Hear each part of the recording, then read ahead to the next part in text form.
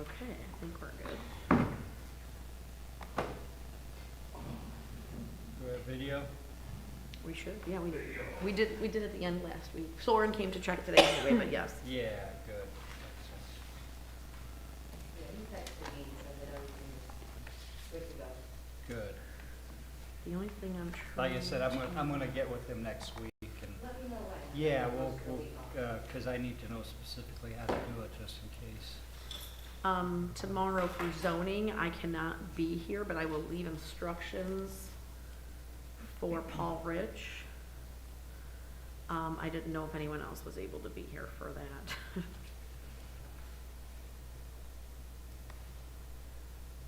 We'll let Paul know, sometimes he records them, sometimes he doesn't, you can always have the police record. So there's two of these that say live now, and I'm not sure why, because they were two separate meetings, but I guess we'll see.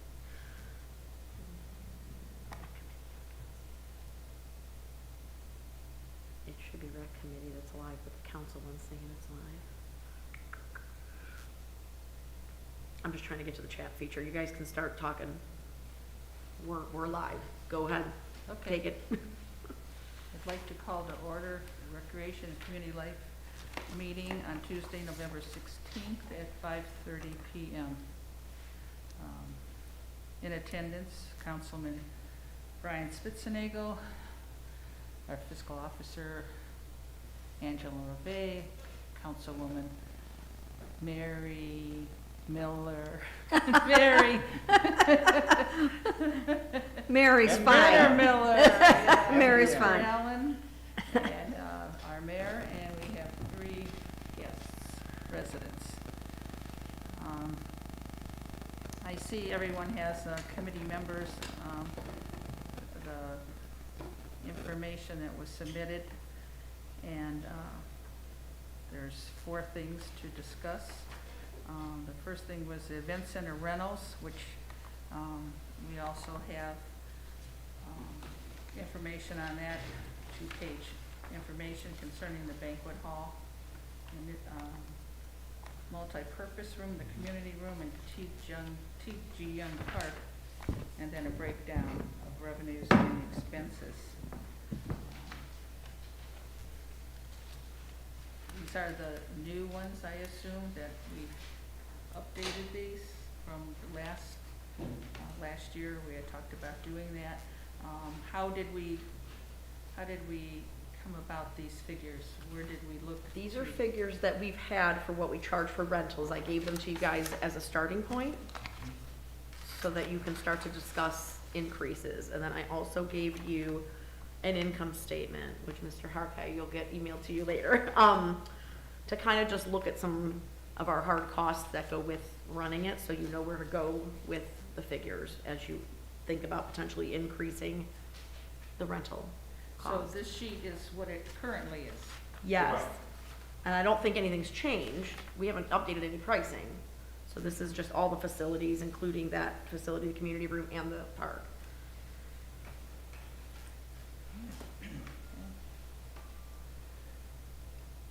Madam Chair, Yes. I know that we were, excuse me, it was a brief discussion, I believe started by the mayor. I don't know if that was in concert with anybody else, of a discussion of wanting to increase the fees for the rec center, or only, correct me if I'm wrong, Mayor, only renting for next year to the residents, or having them have some sort of priority. If the mayor can elaborate on that, please. The only thing I think we talked about in a COW meeting, or could have been a council meeting, this is just, I think, a suggestion from me, the mayor, and I think council should think about it along with the committee, is it would be nice to see the event center be rented just to residents at least for a year and see how that goes. And the reason why, I think as it has grown and people are getting, they want to rent it, we've been in situations where people call, and they call in advance. okay? It's not like you're calling the week before, because if anybody calls the week before, there's a chance anything's rented, even get reservations or get reservations in a restaurant. But people call well in advance, and then they find out it's already rented. But the sad part is, it's rented to a non-resident, okay? Now, in the beginning, that was important that we were renting to non-residents, because a lot of them were already involved in some of the activities up there. They were familiar with the event center and they were renting it. But now that people have used it or they've gone to an event there, more and more people want to rent it inside the village. My suggestion is to try it for a year, see how it works out. If not, if we continue the same way, if you're gonna go with just the residents, to me, I would keep the rate the same. That's just me, okay, because it is a service to the residents. But if you're gonna rent to non-residents, then I think there should be an increase to the non-residents. That's just something that, and that's what you're referring to, Mr. Spitzenagel, I kind of threw out there in one of the meetings. Sally? There you go. So, kind of what the mayor was talking about was one of the reasons why I asked for this to be put on the agenda. The event center rentals, I think we should consider, I think the committee needs to start thinking about it, and we need to come up with a deadline quick, like as of February 1st, if you want to wait, you know, to give the new council member some time. I don't know that we have enough time right now to say as of January 1st, but I think our costs need to be at least covered for that, even with the residents, and I hate to say that, but the non-resident price, that's ridiculous. I mean, our residents are only getting a $100 discount. And I think we need to look into other halls that are rented out. And they're renting for like $2,000, plus cleaning costs and everything else like that on top of it. I know we can't make a profit with it. I would like to see it used, though, at least at a no cost. You know, I mean, you can see here, just because of COVID and stuff, we're at $15,500 for cleaning alone. Yeah.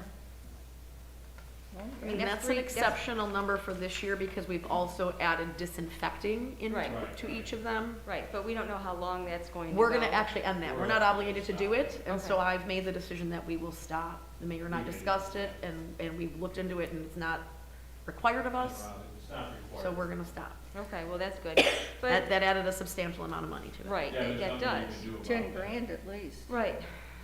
But on top of that, I mean, there's all the fees that, if you go to any other community and look at rental of their centers, event centers, or a rental hall and stuff, there's trash fees, and we've had issues with non-residents saying, so what, they had a $100 deposit, they weren't gonna clean up properly.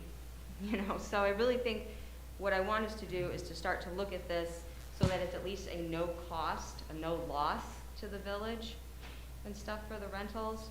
And if we are going to eventually rent out to non-residents, I think that those are the fees that need to be substantially higher for it definitively. Mary, have any comment? Oh, I agree. That's all. I just think that, you know, we've been kind of giving it away, so to speak, so we could not be gouging and certainly increase for the non-residents, as you say, because I don't think, like they say, don't give pets away because people don't have a vested interest. You know, you make someone pay for a pet, and they're more likely than to take care of it, just like any other item that you own. Well, if your deposit's larger and you're thinking about paying $250 or $500 and losing that amount, then, you know, you're less likely to allow vandalism or just leaving a mess. So I'm all for that. You know, this is our first, you know, the first few years venture with this. So, you have a question? No, I'm just, You gotta. no, it's, when you go to most halls, they have a police officer on duty. You know, and one of the things that, you know, they give people a choice whether they should, if they're gonna have alcohol or they're not gonna have alcohol, they give them a choice whether to hire a police officer. I think it should be mandatory. I think it is. I think that. Over a certain amount of people it is, with or without Yeah, alcohol. but we've had problems, you know, when they say no alcohol, and again, a certain amount of people. I think it should be, you know, if they're not residents, and I think there should be an officer there. It's not a bad idea, my opinion. Because the big decision is whether or not you're gonna rent it to residents or Yeah, not. that's- If you're not gonna rent it to non-residents, then you don't have to worry about the fee structure or those other things. Then you would just have to work out what you wanna restructure for the residents. What if, just throwing this out, throw it on the wall, see if it sticks kind of thing, giving priority to residents. Oh, absolutely, they should. Obviously, giving priority to residents, but within a certain time frame, let's say a month prior to any certain date, if a non-resident calls and says, I need a hall, and that hasn't been rented within, you know, up, past that deadline, you know, then the village would have the option of renting it out at kind of like the last minute to a non-resident, rather than letting it sit there. I don't know what you think about that. That's not a bad idea, if there's an open spot.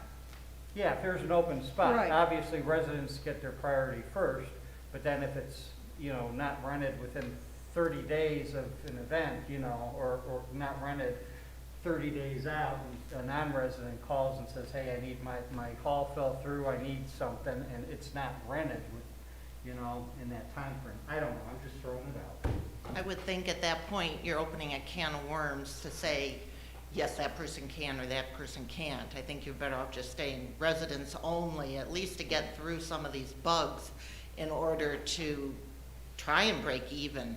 When you rent a hall somewhere, the linens usually are in that fee. So you're paying for, or you're bringing your own when you rent a hall, and Right. you want your own coordinating colors and everything. So if you're renting for like a large event in the evenings, there's also still the problem of not enough parking. Somehow you end up with too many cars up there, and they're on the lawn, and you've got a mess, and the noise is so loud on some Saturday nights that you have residents that are upset, which I did notice when I went around campaigning, talking to people, the noise control on Saturday nights. So if you're stuck with just residents only, I think they'd be a little more considerate, maybe with the noise, not getting it so loud. The parking situation, you know, maybe following whatever the rules, you know, for whatever the fire marshal and everybody has for that situation. But I don't think you can just jump and say, yes, a non-resident can pick November 20th because it's not taken by a resident. I think you're asking for trouble on that issue. But I think maybe go a year. I like that idea. Go a year and let's see, just residents only. You know, bridal showers and all that stuff, and baby showers in the afternoons. It's always seemed to work really well for everyone. Well, if we're gonna rent it to residents only and keep it residents only, we're not gonna be, we're not gonna break even on the cost. There's no way we're going to. I think, So we have to, Oh, I know. you know, come to that conclusion and acceptance. And that's fine with me, to do that. I was just trying to figure a way of, you know, last minute things, something like that, to make a few extra bucks rather than have the place sit still. But that's just, you know, throw it out there and see what happens. Angela, do we know what percentage that it was rented, how much was? well, so there's a sheet somewhere, but, you know, up until summer, early summer, maybe May, we were renting to non-residents, and those rentals to non-residents have literally just finally ended. I believe last week, maybe we even have one more. Resident rentals are picking up substantially, though, I can tell you, from what I've heard. So residents are finally like becoming aware that it's there, whether it's a bigger event or not. But, you know, so in the past where the residents couldn't necessarily rent it, and it would look like there were less residents renting because we had already booked out to non-residents, now that they've been able to get their preference, we do have some more residents renting, so I can ask Mary. I don't handle the rentals or have access to the calendar, but we can do like another brief update from, like, I think we just looked a couple months ago, but we'll look again, and, you know, and we can kind of get an update. I can say this, as someone who catered myself, my parents owned a party center, and I worked for a private caterer. Our prices are a steal, so of course, non-residents were flooding the gates. I've seen all sides of it. I've seen the issues, I've seen it go smooth, I've seen the need for security, because people do say, I'm not having alcohol, and then they have 10,000 more people plus alcohol. So I do agree with Brian, we may not break even or cover costs, but I think in that 1 year, that gives you time to determine where you need to be, and see how many residents actually end up renting it within that year. And then if that's really not fruitful at all, and it's not covering anything, and maybe it's sitting too dormant, then we revisit. But costs would have to go up substantially for non-residents for this place, because this is extremely reasonable to rent. With obviously, and we talked for a long time about security deposit going up, because obviously for that type of security deposit too, if I leave trash all over, what do I care? Keep my $250. Like, so Right, yes, it's less respect out of some non-residents. I check into some hotels and, for work, and they put $200 Hold on my on your- credit yeah, card just for absolutely. one night's hotel, just in case I bust up the hotel room. So $100 deposit for a whole hall is nothing. So I would agree with, for anybody to at least increasing the deposit fee, and then that people would, you know, think twice about, you know, losing some or all of their deposit. Well, if I could say, again, I asked for this meeting just so we could touch on these things, and we've only got like 13 minutes left Yeah, you put a lot on before the the agenda. finance meeting starts. But just to get it on the radar and to start looking at it and to start thinking about it, you know, and offer suggestions, and when we can circle back around and have more time to sit down and dig, because this is going to take a while, you know, to go through. But I just wanted you guys to be aware, like I said, because I tried renting a hall for my parents' 50th anniversary, and the cheapest one I think was $2,200 plus on top of that, you know, a caterer and everything else. I'm just going to go through the rest of these things really quick with what I wanted to say about it. The Parker program, there's a lot of residents that are asking about that being a 5-day program. And I think we need to look at the cost of that too. Again, not that I want to gouge the residents in any way, but the cost of our Parker program compared to some communities, what they charge for 1 week of a camp, and that's just a day camp, not a sleepaway camp. I mean, some communities are paying $500 for 1 week. So I think that's something that should be looked at also. Again, we're not going to hit, you know, break even with it, I don't think, but just something to consider. And with the Parker program also, more consideration for our residents. We had residents, I know I ran into several over the course of going door to door, that were upset that they couldn't get into the program. And just so you guys know, we have 255 kids, 19 to 1. 19 years old to 1. Okay, and there's really only 20 males that are 15 to 19, 75 females. So, taking about, you still have over 150 kids, you know, that are potentially eligible for that Parker program, you know, of our own, that are residents here now. Future programs. That's me. We had, Like, Gloria, you had a list that you put out. I will tell you, again, just to throw out there for now, I had a lot of residents that would be interested in a Meet Your Neighbor night, maybe like a section of the village, but anybody could come at the community center, you know, and stuff, kind of a potluck thing that they could do. Residents were interested in like a wine and cheese night, because we've got a lot of younger families that are in the village now. I don't know if anybody noticed going door to door, but there's certainly way more than I had realized. And I hate to say it, but a lot of the residents said they didn't feel like that it was anything for them to do because it was all senior stuff. It's a senior lunch, it's the 50-plus club. The trips are during the day when they work. So, you know, I think that's a part of the community that we have to look at also. And then I don't know if there's been any discussion about an assistant director in the Parker program or anything else like that. Not yet. But Not yet. Madam Chair, Mm-hmm. just doing some simple math though, we can't count 2020. 2019, the rentals for the hall was 41,000, a little bit over 41,000. 2021 is through October, it's a little over 35,000. For the hall rental, $750 to rent it. I just counted times 2 for Friday and Saturday, times 52 weeks. That's $78,000. Now, so that tells me it's not rented half the time. Or the multipurpose room's rented instead for only 100 hours. Exactly. Yep. So, it's sitting dormant half the time, so that's, if we decide to rent to just non-residents, which I think is a good idea to see how it goes.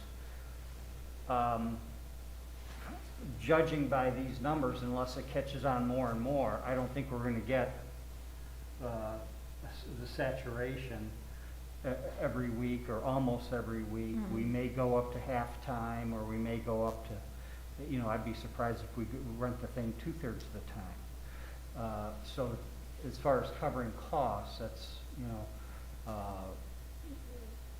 my concern, if that's what we want to do. And when we bought this thing, I stated right away I wanted to see financials and all that stuff to see what it was actually costing us. But I know this is not a profit center for us. No recreation facility is. However, and I wish Natalie were here, I want this place used more. It's sitting dark, vacant, a lot of the time. Whether it's after-school programming for kids, you just said we've got a lot of kids here, after-school programming, whatever it is, and that's what we pay this recreation director for, or any recreation director. So I want that person to come up and give us these programs, or these ideas for these programs, and the specifics for them. That's what the job is. So that's my goal throughout next year, to get this thing used more on weekdays, used more after schools, and it's a facility where it's being almost continually used. Madam Chair, there was one other activity that I talked to families about, and families really like the idea of it. Maybe 6 times a year, or maybe even once a month, like every other month or once a month, having a designated movie night for the kids. So you gotta get into licensing. If you're gonna do that, you gotta pay for licensing for the movies. Having come from the PTA world, that I know. They will seek you out if you don't. There's But a people lot hired of to do that. people were really interested in, if it was like $5 a kid, they could drop their kid off from 6 to 10. Parents knew a month ahead of time, they had a night out, they knew where their kids were, they were safe. I mean, there was a couple of families that said, I've got 4 kids, I would happily pay $20 for 4 hours. So then we're talking about staffing though, and that's a whole nother animal, because then we've got part-time staff down there. That would be overtime for them if we're using the regular staff, or we'd have to see if our Parkers would be available throughout the year, our counselors. That's what a rec center is. It's not there to be sitting there in the dark. So what, if we have to hire more people, if we have to make programming that costs, and see, we're running a business here. That's So That's exactly the what hard we're thing doing. is, and I want to Running a just business. caution again, and I will double check this because I'm still waiting on the county for things. Utilization, not a problem. Profiting from what we're doing is where we have to be careful. Yeah, we're never gonna profit. So if we run an after-school program, well, no, I'm saying any kind of profit. So if I'm running an after-school program, I'm not just talking about covering our costs in general with everything. I'm saying if I run an after-school program now and I'm charging, let's say it's Bedford City Schools. If I'm charging Bedford to use our facility, that goes against us on that property tax exemption. So everything's kind of a fine line down there in terms of literally just covering our costs. And I know nobody's saying about making more money, but every piece we add on, like even yoga, something as simple as yoga, that counts as a non-exclusive to the community event, meaning it's a community center, it's community use, that's what keeps it tax exempt. So schools would certainly fall into that, but not if we start charging for things. So that's where we have to kind of tread lightly, and I'm gonna get some more clear, definitive kind of guidelines from the county on that. Right. But as I had to I prepare think we things on do, that tax because exempt. I don't know any other community that they have a yoga program or they have any other, sword fighting or whatever program it happens to be, they charge a fee. They for the do, but they're program. also for profit. So like Southern Hills Rec Center is paying property tax on their building. They're not, you know what I'm saying, like, Yeah, I understand, and I don't know the law as well as you do, I. well, and I gotta get more defer to you, clarification too from the But county. just my general knowledge is, just because you're nonprofit doesn't mean you can't. But being government, they clearly said to Yeah, me, well, let's you get have to, definitive. it has to be heavily this community, this municipality, the village employees, heavy on the use for people here. Well, sure, Well, we can do that. Right, I don't so- have any so I'll get problem doing clarification that. on that, Yeah, too. without getting- I think what we can all agree on, which we've all have agreed on, that we could have more programs down there and use that Oh, absolutely. facility more, and it doesn't even have to be for a profit. It could be just like we're talking, maybe Oh, like, exactly. events for things that are similar, like a movie, whether a movie night or something. When you get into after-school care or some of those are different because of the staffing and stuff, but we do know we can use it for other events. So I think we're all on to something, good, just, and then Well- pick and choose what you want to do. I mean, some of them come with a cost and some of them come with very little. Well, and I would, Mr. Mayor and Madam Chair, I would defer to, I would do any homework that is needed to do on this. But we have a recreation director, and Oh, I that's agree. their job. So they need to crunch some numbers, get the information, and present us with some information. Right. That, in my opinion, is what we're paying her to do, not only just going up to Sam's and buying the cups for the events, you know what I mean? That's the recreation director's job. So, I would task her, and again, I will help if she needs help or whatever, wants me to do something, or the committee wants me to do something, I'll get any information as far as prices, any other banquet halls, things like that, or any other type of fees for programming, whatever she wants to do. I'm fine with that. But that's the type of information we need, obviously. I agree, I don't think we have enough information now to do anything. Well, I don't think that was the reason to have the meeting. I think it was like Jennifer said, to get the ball rolling. Mhm. Yeah, I but mean, I a think, half hour, you're not gonna make, No, like but- we've done our finance and everything, but it's to get the ball rolling. So it's a good well, start. I think we have a lot of questions here, and Natalie, finding out about the fees, not over here in Avon Lake, around here and that. I don't believe that, I think if our fee is so low for a resident, then I think they should be happy with that. We should up the fees for the non-residents, up the fees for that security deposit, definitely. I don't care if they're residents or non-residents, if they're gonna make a mess down there. But find out what they are around here. We have one right next door. You know what I mean? If they're gonna be less than we are, or whatever, as far as, parking and, noise, I think we have rules. Is it only supposed to be till 10 o'clock that they can, they can be at the I think facility? it's later than that. Yeah, later. they can go. But, have that in there, and the police officer, I think, is an excellent idea, because it doesn't have to be alcohol involved. People shoot people just to shoot people. And then when you get a group of people down there, you don't know what they're gonna do, so I think they should always have a police officer there. But I think, we'd be remiss in not just waiting to see if residents are gonna rent this for a whole year. I think if the price is that low, I think we should wait and see what they're doing. We've got a 38% senior population here. I don't know how many of their kids are gonna get married, might be their grandchildren, but, but I think we need Natalie's input on what she's thinking. We need Mary's to get some more about, who's been renting it, and, You know, are they weddings, are they birthdays? Are they using the smaller rooms for some of those things? Yeah, we've got that in our list. Yeah, but I think we need some more information, and if our law director was here, he could maybe clarify some of the things according to the law, that what we can and cannot do.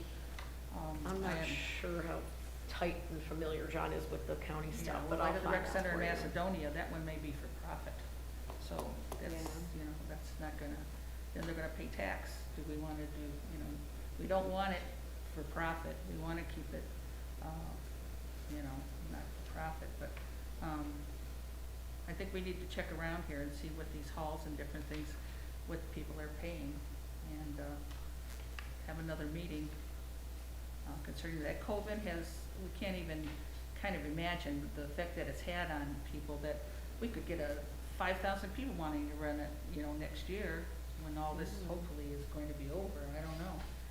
But, it's a beautiful facility, and it should be used more.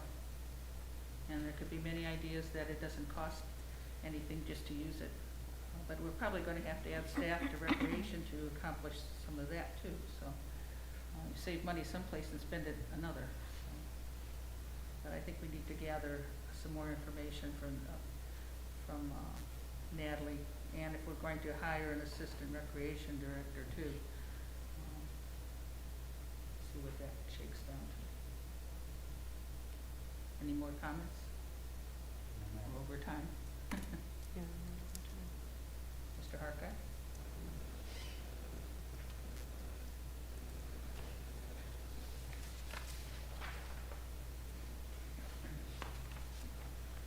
Denny Harkeye, 7120 Hickory. I think it's really important that you're talking about this event center situation. I would never question the value of recreation. Anybody that knows me knows that I like to enjoy myself, and I like to see others do the same. But I think that with the village finances that are in the position that they are at the present time, it's questionable as to how quickly we'll be able to generate any more revenue from anything. We all know that.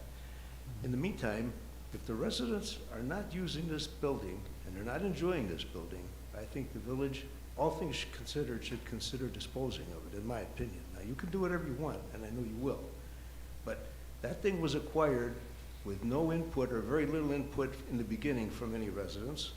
I think that somehow we should find out what the residents really think of this. We're here, under the circumstances, to serve the residents' needs for recreation.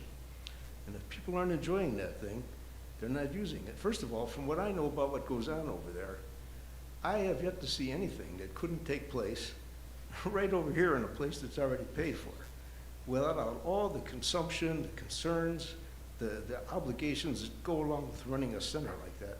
It's a complicated business that requires somebody that really knows what they're doing. And from what I've seen, I honestly question that anyone that is running it really knows what they're doing. I'm not trying to be critical, I'm just making an observation. I think the whole thing should get some serious consideration as to whether it should be kept or not. You guys are gonna decide what you gotta do, and that's up to you. But we all know that it's not there for a profit, but I think we should be very, very cautious about what the losses are. I know enough about the financial reports to see that it's been operating at a loss. And the village should be questioning whether it makes sense to continue doing something that's losing money. We have a police department that costs us money. The residents see the value in that because we get safety, we get security, we get protection from our police department. I would never question the value of our police department. We have a service department that does a lot of things for the residents. They take care of the snow plows, they pick up the leaves and branches. No one would ever question the value of the service department. It costs us money. But I think if the residents really knew what was going on over there with the village finances, with all the stuff that happens after hours, with the drinking, the noise, and everything else, I think we should really seriously consider whether we keep it or not. Again, you're going to make your own decisions. I know there's people that don't agree with me, but that's what I think. Make a comment, just, I know Mr. Harkeye has made those comments in the past, and other people have too. And with that, and being the mayor, I thought, and I did share this with council and other people at a meeting, I said, okay, let's say we were to sell it, okay? What we do know is it's in the country home district. Correct, Mr. Gowan?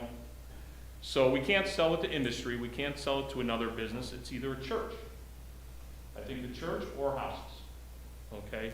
So we're not missing any revenue by holding on to it, okay, is what I, just to make that point, because some people say, well, maybe a nice business could be there or something. Well, it's not zoned in. I don't think there's anybody who wants to change our country home district, especially the people that live next door to it or in that vicinity, okay? And then I thought, you know, we'd get the one-time fee of the money, we'd get the, whatever we sell it for, we would receive that. We'd lose control of that area. What if we ever decided to do something with it? And then I thought about the comment of going back to the room across from this facility. And I said, we couldn't do it. And especially in a COVID type situation. We wouldn't have the space. We just wouldn't have the space. We have outgrown that facility, okay? If we want to be competitive with our surrounding communities that offer some type of facility, that's the answer. We sell that facility, we'll never be able to build another facility like it. We won't be able to afford it. I do agree that it's underutilized. So if anything we're doing wrong, we're not using it enough, or we don't have programs there. So that's something we could make better. I think selling that would probably, I mean, really, it's up to council to think about it. I wouldn't even think about it. I just don't, we can't go next door. We just don't have the space. We couldn't have the same Christmas party that a lot of people have been to. We couldn't have Halloween party was big. all the parties. Half the repasses we couldn't have in this facility. And it'd be going backwards. It's kind of what happened with filming the meetings. If we stop video meeting, people say, oh my God, I enjoyed that for a year and a half. What are you doing? You're going backwards. You're going backwards in time. And we'd be in the same situation, at least from what I'm hearing from the majority of the residents that I come in contact with. They're in favor of that facility. But it's not bad to do our due diligence. Madam Chair, we're going to respectfully ask for adjournment of the meeting so we can move on to finance, unless there was anything else that you guys wanted to. The only other thing, Madam Chair, and I have real quick, is since it was brought up and that it's costing us money, in 2018, it cost us $891. That was revenues minus expenses, correct? Yes. 2019, it did cost us $10,512. 2020, because of COVID, nobody rented it. It cost us $21,384, and we haven't gotten this year's yet. 2020, we can subtract 8,000, if I'm reading this correct, for the police training. Correct. And 2021, we can subtract 11,000 from this year. So 2020, 21 minus 8 is $13,000 what it costs us. Now, those are operating costs, so that's not including the payments on the note. The note payments are below that, but yes, Correct. operating costs. And So, I apologize, yeah, I didn't so give you a for- total for this year. For, you know, what, it is a true statement to say that it does cost us money. But you gotta throw out exactly how much money it's costing us. And my personal opinion for a recreation facility, as long as it's utilized, $10,000, $20,000, $30,000 a year, and it hasn't cost us the $30,000 a year yet, as far as my math goes, we looked at building a building. Very small building was $2.5 million, Yeah. remember? And that was, 15 years ago. exactly. So I'm not willing to entertain the thought of selling it at this point. Not that I'm married to that building. If it becomes a hardship to us, I don't have any problem with that. Madam Chair, I would make a motion to adjourn the meeting. Second. Thank you all for your input. So moved. Okay, I just need to end the stream and start the next one.